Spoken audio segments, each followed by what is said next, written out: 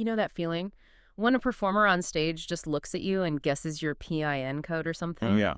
and your brain just kind of short circuits, you're immediately looking for hidden Feel cameras. like a violation or, actual magic. Exactly. But today we're digging into a stack of sources from technical guides to interviews with mentalist Oz Pearlman to prove it's neither. Mm-hmm. We're basically deconstructing the magician of the mind. Our mission is to find that line between a parlor trick and, well, psychological hacking. And that boundary is so much blurrier than people realize. The sources make a really sharp distinction right away. Magic is about the impossible. Right, like levitation, vanishing an elephant, things that break the laws of physics. Exactly. You know it's a trick. But mentalism, that operates in the realm of the improbable, The unknowable. the unknowable. And because it could be real, maybe someone can read body language that, well, your brain can't easily dismiss it. And mentalists exploit that. They don't just trick you. The sources say they lie to you about how they tricked you. Yes. This is the key. It's called the false explanation. The mentalist will say something like, I saw your pupil dilate, or I heard a microtremor in your voice.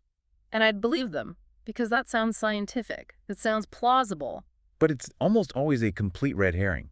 While you're busy analyzing their psychological method, they're really just using, a marked deck or a simple mechanical device. So they're weaponizing our own intelligence against us. They are. In fact, Pearlman says that intelligent people are often the easiest to fool.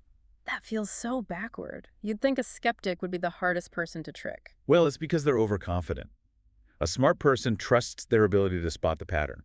They look for a complex solution because, they value complexity. And they miss the simple move happening right under their nose. They completely outsmart themselves. Wow.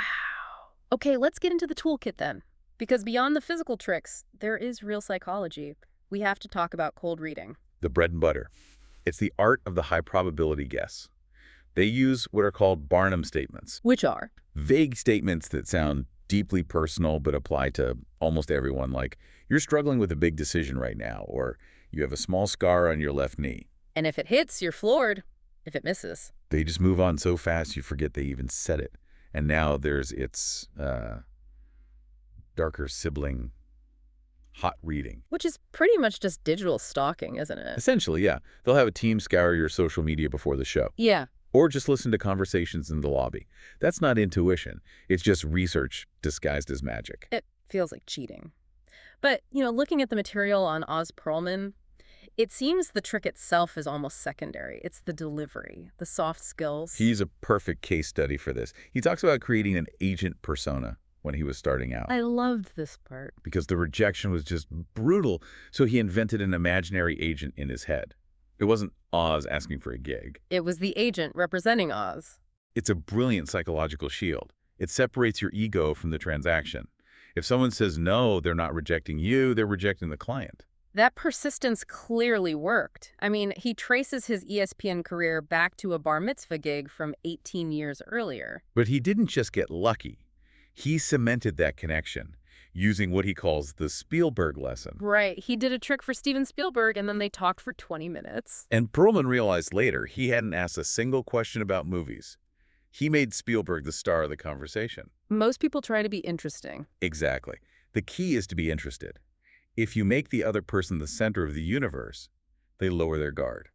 And that's when influence becomes easy. Which brings us to, I think, the most unnerving concept here, the illusion of choice. Or forcing. A magician makes you feel like you have total freedom to pick any card, but they've already guided you to the one they want. And this isn't just card tricks. This is sales.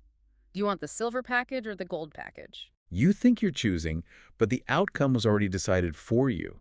It's manufactured luck, it's observation, it's confidence. But it's not psychic power. It really makes you question your own autonomy. It does. So here's the thought we want to leave you with.